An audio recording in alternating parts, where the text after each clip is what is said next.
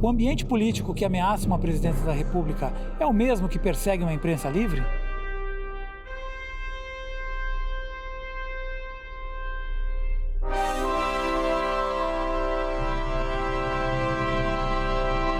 Quer conhecer os bastidores da Operação Lava Jato? Nós fomos conversar com o jornalista Marcelo Auler, que está sendo alvo de processos por conta das revelações de seu blog. Mas antes, o essencial. A renúncia de Eduardo Cunha foi combinado com Temer e o PMDB. Cunha topou a parada depois que lhe prometeram que não seria abandonado. Oficialmente, o Palácio do Planalto diz que não se meteu em nada. Você precisa ser um completo trouxa para crer nisso. Cunha é um morto-vivo, mas um morto-vivo esperto e perigoso. Perigoso porque sabe demais. A quadrilha de Temer receia que ele tome atitudes desesperadas, como um animal ferido, para tentar salvar a mulher e a filha, que estão sendo investigadas. Cunha tem todos na mão, porque operou para todos. Se resolver delatar, vai ser um Deus nos acuda. Fica o nosso apelo. Delata Cunha, mas não chora. Michel Temer é um desastre político, mas pelo menos numa coisa é campeão inconteste: em recuar. Ninguém tira dele o título na categoria esportiva de nomear e desnomear, dizer e desdizer. Falta o último recuo, que é voltar para casa, seja onde for, e poupar os brasileiros e o mundo dele mesmo e do lixo que tirou do armário. 28 anos depois do fim da censura no Brasil, um jornalista com 42 anos de profissão está passando por maus bocados. O que está acontecendo lá com o seu blog? Eu fui surpreendido com decisões judiciais que simplesmente fizeram retornar aquilo com que eu convivi no início da minha profissão, quando na ditadura militar nós éramos censurados pelo governo. O meu blog veio desde agosto de 2015, cobrindo um lado da Operação Lava Jato que você não encontra direito na grande imprensa. Uma operação oficial feita por órgãos oficiais do Estado, Polícia Federal, Ministério Público, Justiça, não pode passar por cima das leis e da Constituição. E o que eu temo é que em alguns momentos isso foi feito, e esse passar por cima da legislação em algum momento vai aparecer e poderá perder o trabalho que se fez. Nessa necessidade que virou da equipe da Força Tarefa de se auto-intitular uma equipe quase que messiânica, de que não erra, eles cometeram muitos erros. Por exemplo? Grampo na cela do Youssef. Houve uma sindicância presidida por um delegado chamado Maurício Moscar de Grilo. Esta sindicância foi aberta com uma instrução do juiz Sérgio Moro de que a sindicância fosse acompanhada pelo Ministério Público Federal, que é o fiscal da lei. A sindicância terminou meses depois, sem que em nenhum depoimento, nenhum ato da sindicância ou do sindicante, o doutor Moscardi, tivesse sido acompanhado pelo Ministério Público Federal.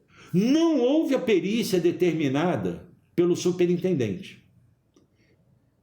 E concluiu que não existia grampo, que aquele aparelho estava ali da época do Fernandinho Beiramar. Curiosamente, descobre-se depois que aquele aparelho só chegou em Curitiba após o Fernandinho Beiramar sair de Curitiba, meses depois.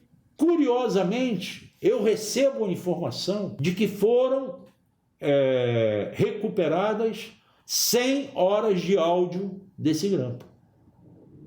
E cadê esses áudios? Cadê a autoridade do doutor Sérgio Moro para cobrar isso? Por que ele acha que isso não é importante? Ele diz que, se houve o grampo, não interferiu no processo da Lava Jato. Então, por que ele não mostra isso? Pede o resultado. E o resultado prático por acima do seu blog, qual que foi? Aí, agora começaram a censurar o blog. Primeiro foi a delegada Érica.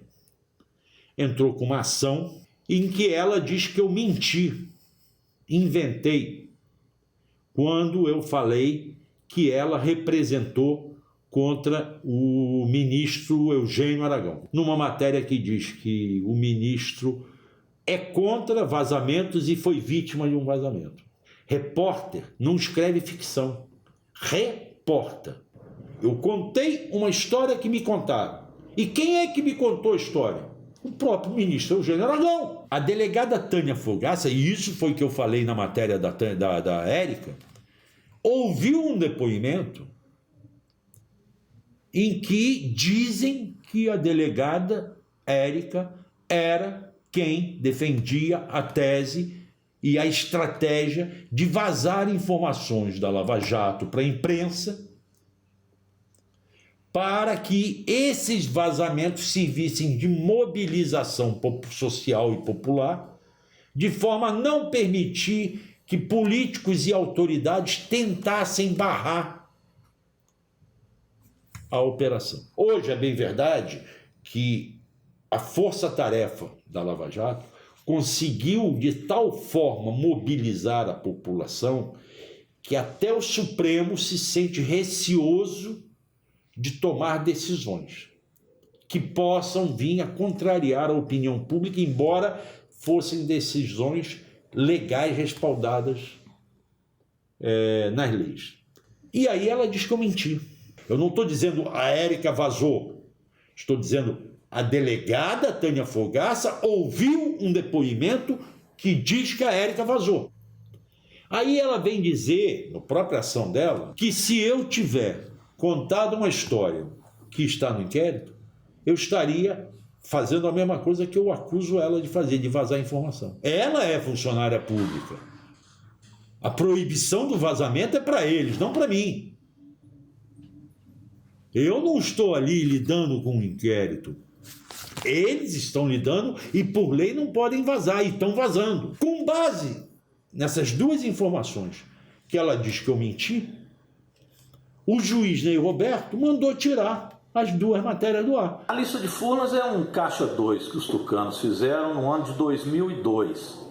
Esse caixa 2 recebia dinheiro de diversas empresas que forneciam material e faziam serviço para Furnas. Eles montaram então uma caixinha e, com base nesse caixa, as campanhas tucanas recebiam recursos. Os que mais receberam foram Aécio Neves, José Serra e Geraldo Alckmin, que eram candidatos aos cargos majoritários de governos do Estado, Minas Gerais e São Paulo, e presidência da República.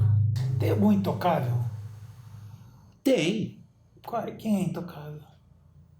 Eu acho que o Serra é intocável. Eu acho que o Aécio está ficando intocável. Será que vão chegar nele? Na história de Furnas? Será que vão apurar com rigor as denúncias de que o Serra também se beneficiou na campanha? Aqui em São Paulo, como é que é essa história do metrô mesmo?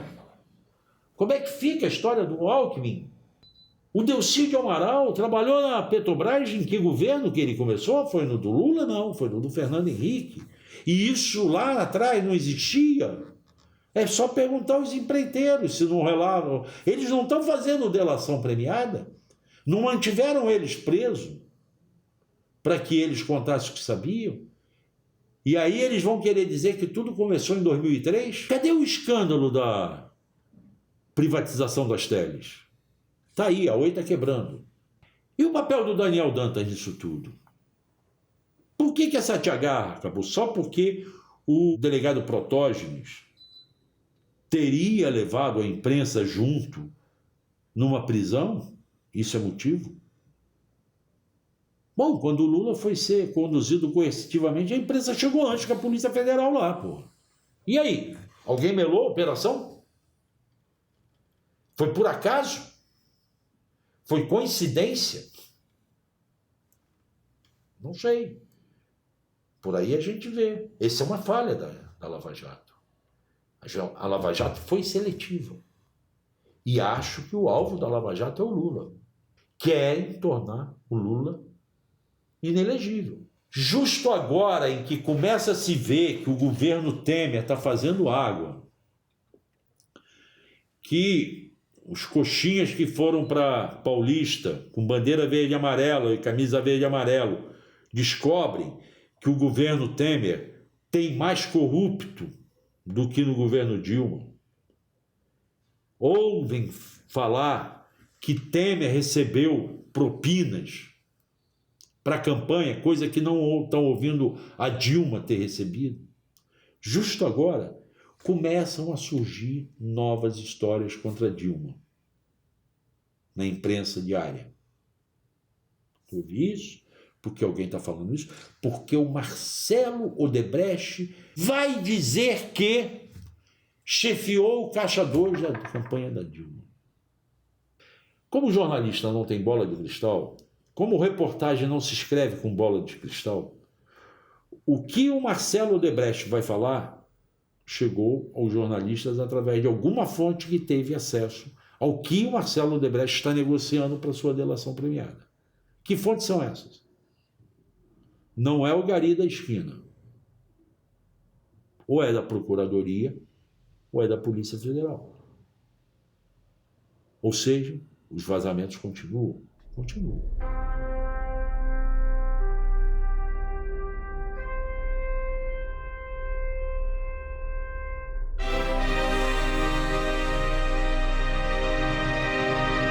A mídia é isso, Eduardo Cunha é a mídia.